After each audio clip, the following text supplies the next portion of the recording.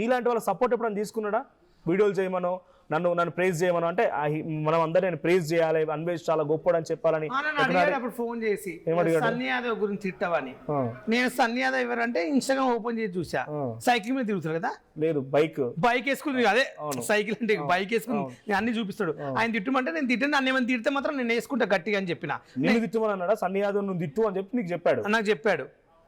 నన్ను తిట్టమంటే నేను తిట్టిన అట్లా అని చెప్పిన. నన్ను ఏమంటే తిడతాను, నిన్నంటే నేను అడగలేదా? నేను తిట్టాలి, నాకేం సంబంధం, నేను తిడతాను అడిగాను.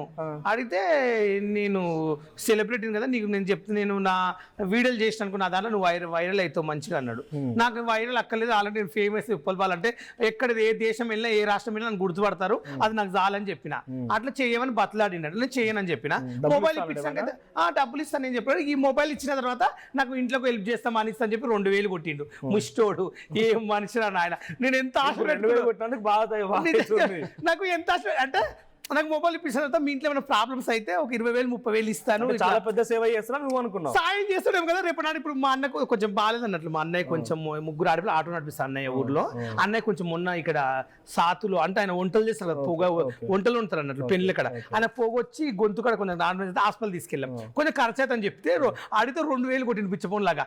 నాకు అప్పుడు అనిపించింది ఇంత పెద్ద వేస్ట్. నాకు అప్పుడు కూడా